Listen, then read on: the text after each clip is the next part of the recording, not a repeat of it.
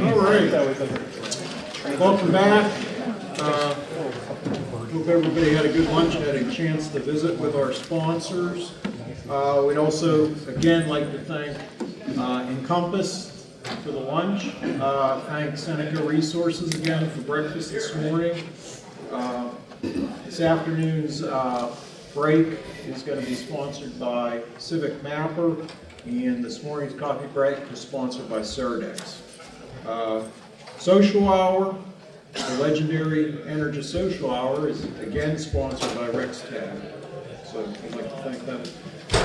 It's my pleasure to introduce our scholarship winner for, actually this is going to be a 2-year scholarship for 2022. 2022 and 2023. We changed our scholarship program, as Harold had up on the slides. We used to give a number of smaller scholarships. We'd have a grand prize winner that got $1,000 and so forth like that. But we wanted to make the impact a lot more meaningful. So what we did, we're giving away just one scholarship, and it's going to be a two-year scholarship. So this year's winner, which is Jared Bishop from Glennville State University. His abstract and his project was quite impressive to the selection committee, which is composed of ASPRS members. So with that, let me just introduce Jared. He is a natural resource major, right, and GIS certificate program. Okay, you're the senior this year, right? Okay, got it all. Okay, Jared is a resident of Bluefield, West Virginia, and his project was assessment of biological and chemical contamination in southern West Virginia's cold water fisheries, a research project for Glennville State University Honors Program. So with that, let's please welcome Jared.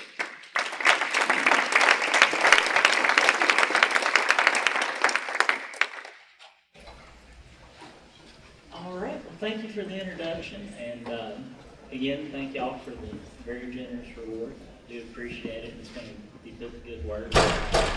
Dr. Nasiri, it's my advisor. He's really helped me through this process. I'm going to say the vast majority of the money that's being given to scholarships will go back into our program through lab equipment or whatever. So my project has a very long name. I really don't feel like repeating it. So moving right along. Over the last 2 centuries, West Virginia has been impacted very severely by several different things. Mining is what comes to everybody's mind whenever they think of West Virginia. Mining has been detrimental in the past, but there have been several different things that have happened through DEP, DNR, whomever, all these different state organizations, federal grants. They've really improved things. But one of the most impacted ecosystem types we have are our fisheries. Anywhere where there's water flowing, whether it be major rivers, downstream, chances are if there's been some kind of extraction happening here, it has or will be impacted if we don't change. Southern West Virginia is probably the worst as far as these impacts go. As we go through this presentation, we'll learn a little bit more about it. My project is focusing on biological and chemical contaminants. Generally speaking, these two contaminants have been looked at as completely separate, but I believe that they interact in certain ways. As far as biological contaminants go, the major contaminant in southern West Virginia comes from human waste. That's exactly what it sounds like. It's straight pipes going right into the creek, which is a terrible thing, especially since it's 2022. We can do better. Most of that comes from aging infrastructure. There's also a lot of sedimentation from logging operations and whatnot. But the other side to it is the chemical contamination, which we'll touch on a little bit further. Acid mine drainage is a byproduct of mining. A lot of people see the water coming out of the hillside and they think it's just going to completely decimate everything. But southern West Virginia is a little bit different. While acid mine drainage does impact it, there are certain things about the geology and the water quality that doesn't really have as much of an impact. We'll get to that. Also, a lot of chemical runoff, these straight pipes that everybody relates to southern West Virginia. A lot of times, if they dump chemicals down the toilet or whatever else, it will produce fish kills. There was a major fish kill back in 2019 because of it, in one of the streams that I'm focusing on. This project uses 3 sub-watersheds, which span 4 different counties. The big one up there in the center, that would be the Upper Guyandot watershed, which is one that I've pieced together out of 3 different sub-watersheds. Elkhorn Creek, which is on the bottom down there, it's found in McDowell County. It's probably one of the best fisheries in the whole state, believe it or not. Then we have Camp Creek, which Camp Creek has never really been impacted. It's a very good fishery, but how well can y'all see these maps? Clerk? These maps here show where there are wild fish found. And some of these lines aren't necessarily in these sub-watersheds, but each one of these has at least one species of wild trout found in the main stem or tributary. Unlike a lot of the streams found in northern West Virginia or wherever else, our streams are fed by springs instead of just being free-flowing streams. And because they come out of the ground as opposed to just being rainwater, melt, whatever, they stay cold year-round, which is not what you would expect in southern West Virginia, which is different latitudes and elevations. A lot of these springs were uncovered by mining. Some of the other ones were just naturally occurring.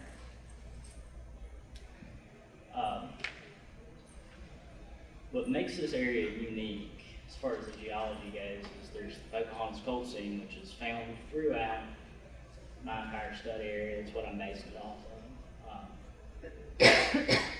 Elkhorn Creek drainage and the Upper Guyandot drainage are both found entirely within it. There's a little piece of Camp Creek outside, or inside the boundary.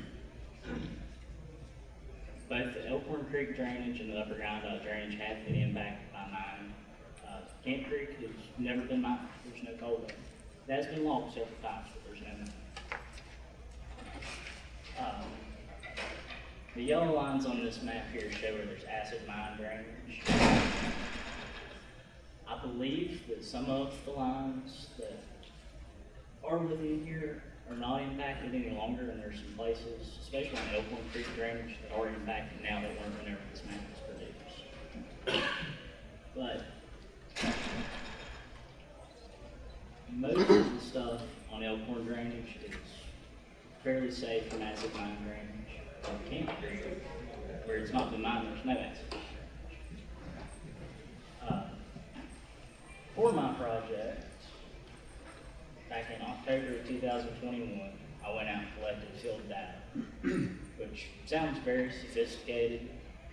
I got sent out into the field with 15 mason jars. Here I am walking around with a bunch of mason jars walking through the woods. That didn't look suspicious at all.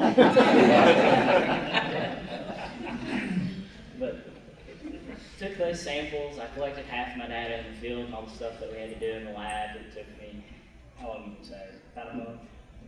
Roughly a month. But we measured the temperature, the pH, the conductivity, the nitrates, E. coli, iron, alkalinity. And this isn't like a full panel by any means of what the DEP or other state, federal organizations would do, but it's what we had access to.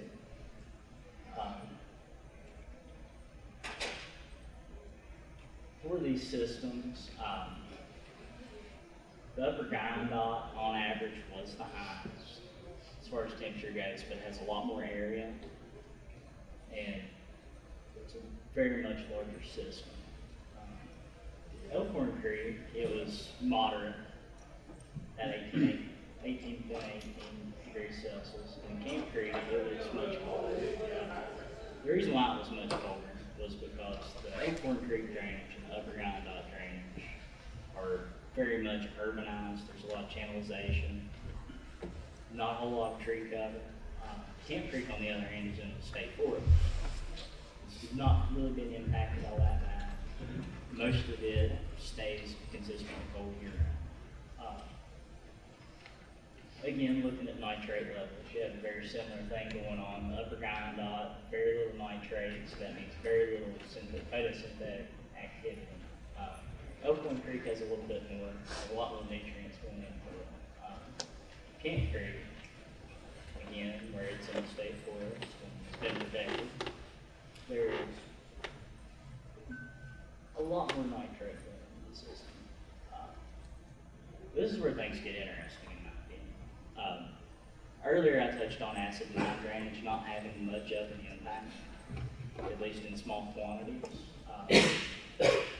Most of the time, water in southern West Virginia runs basic. The Upper Wyandotte was at an 18.2 or 8.02 pH.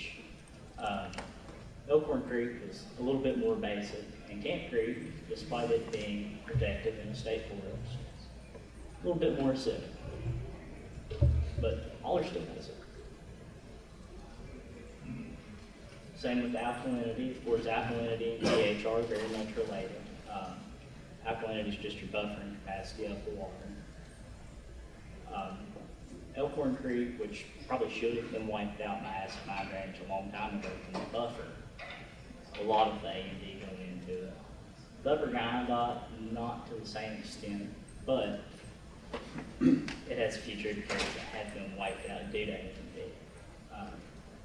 Camp Creek, it still has some alkalinity, but nothing really to write home about. Next, we have the conductivity levels.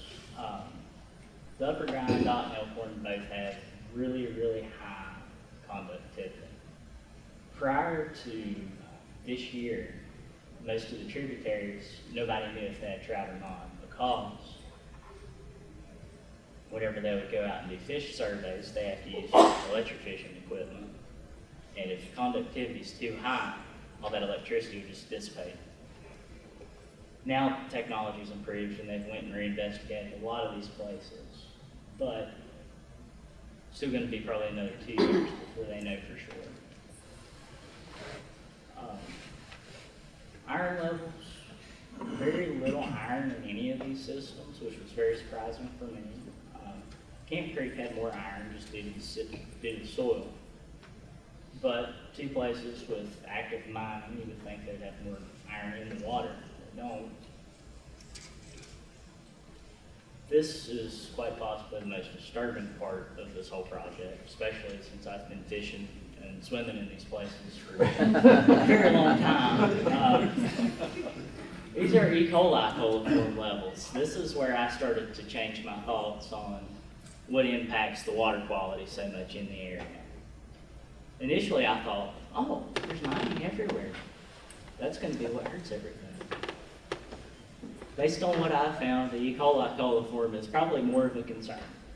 The Upper Wyandotte system had 3,000 coliforms per 100 milliliters of water, which is insane.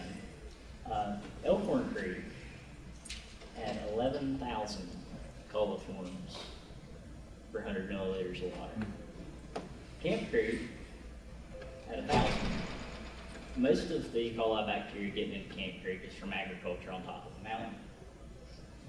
But the other two, that is because there's no infrastructure to really filter out any of that. So based on my water quality assessment and some of my research, I found that the E. coli levels are fairly well higher in places in Pocahontas coal seam, old coal canyons. Nitrate levels, of course, and water temperature are still cooler in Camp Creek. more photosynthetic activity, more shade. Should be a better fishery.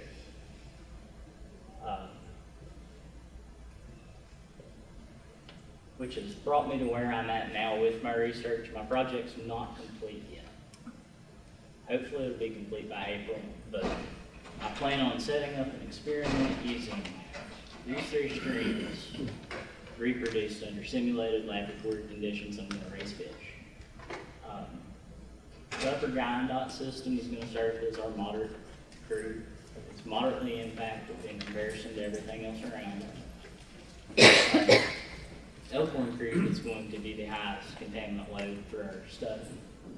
In Camp Creek, we're using as our control. And we're going to try to raise rainbow trout fingerlings from eggs all the way up to adult fish in the span of 6 months. So, looking ahead at this project, I'm also going to try to map more. I do have the DNR data that I was looking for whenever I wrote this PowerPoint. Also have a lot more water quality data that I obtained through the West Virginia DEP. Hopefully I'll be done by April 2023, and I want to publish this report in a scientific journal. Here recently, the DNR did upgrade the Upper Guyandotte system and Elkhorn Creek to catch and release only regulations. I did play a pretty good role in that, I believe. I wrote an editorial and went to meetings. I told people, got the word out. Those 2 were the 2 that I wrote about, and those 2 are the ones that got voted for. So, hopefully, with that being upgraded and the new trout streams that they have found in southern West Virginia, there will be increased protection, and things will start looking better for the area. And the last thing I have.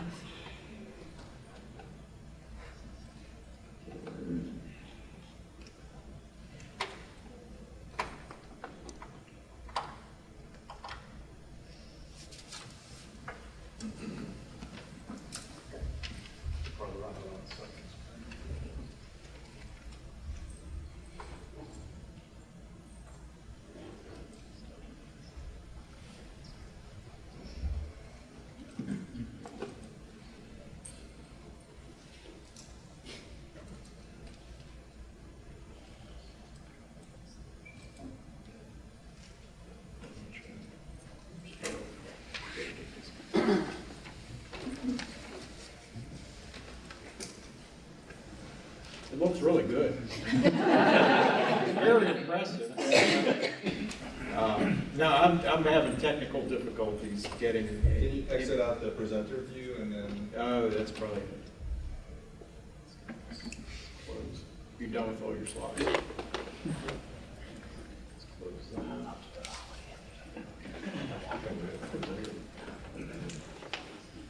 They're going to make things complicated for everybody. I have a question while you're doing that. Yeah, go ahead, yeah. So considering the economic of the area, McDowell County being impacted, do you think that's the reason why the coliform counts are so high on That has a lot to do with it. Historically speaking, they were a very wealthy county at one time, but That was the turn of the 19th. yes, it was. And the water lines and sewer system have not been updated since, so that has a lot to do with it. But one of the things I'm hoping to do with this project, once I get everything put together and published, I'm hoping that'll inspire other people to come in and look at the human aspect of everything. Out of curiosity, why didn't you do the, and I know they're man-made, why didn't you do the lakes that are nowadays? You want the honest answer? I don't like fishing lakes.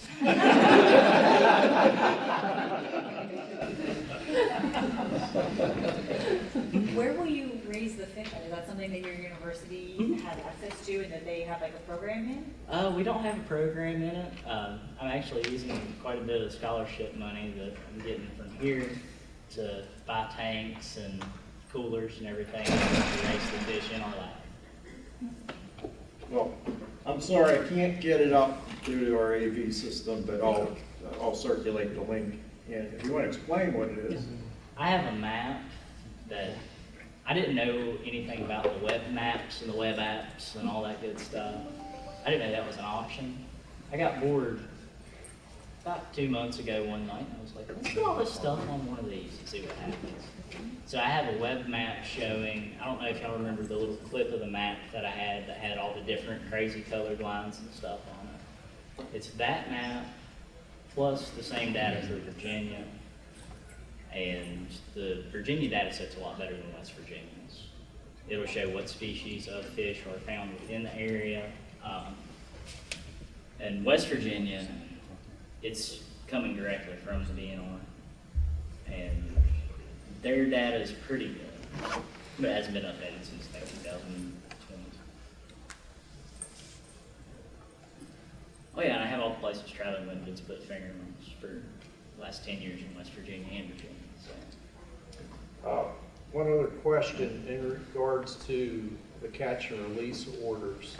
Are there any warnings up for swimmers or Oh, anyone no, else enjoying the water? The reason why they put the catch and release regulations in effect is because the fishing was phenomenal down there. It's probably one of the best fisheries in the state of West Virginia. Wow, incredible. You would think all the stuff out northeast would be a lot better, but a lot bigger fish come out of the southern part of the state.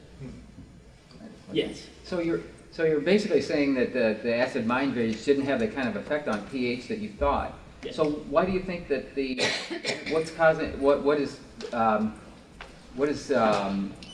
why do you think that is that it doesn't affect the pH as much? I think the natural limestone deposits found throughout the area will Neutralize play it. through. Yep. Yeah. Yes. You had mentioned not being able to electrofish in some areas because the conductivity was too high.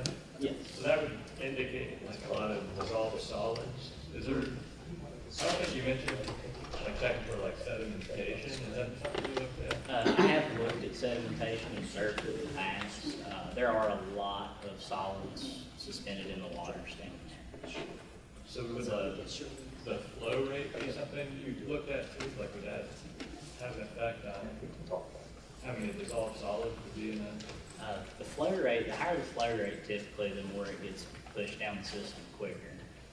So the higher flow rate, the less solids you should have. Very good. Okay. All right. That's my map right there. That's why we have a whole committee of people.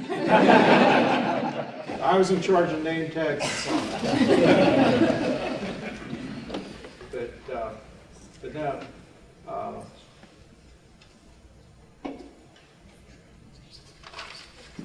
and a lot of these points are also personally collected as you're fishing, right? So you're not just fishing for fun, you're fishing for something. Exactly. I do Every everything for percent. science. Yes.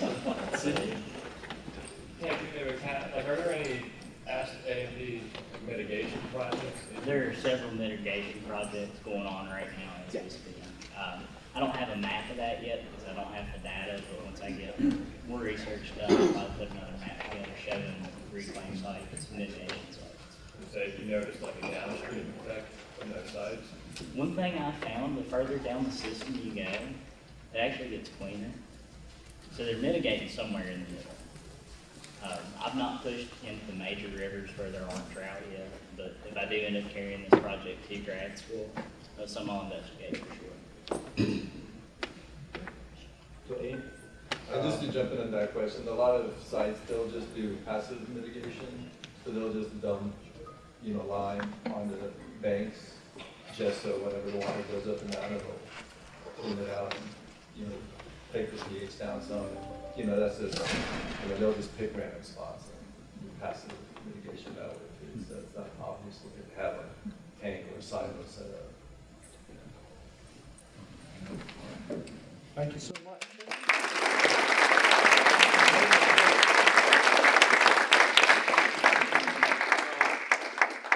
Since it's a two-part scholarship, Jared will be back next year to update us on the conditions, and his scholarship is funded by Equitrans and Coterra, so we would like to thank them.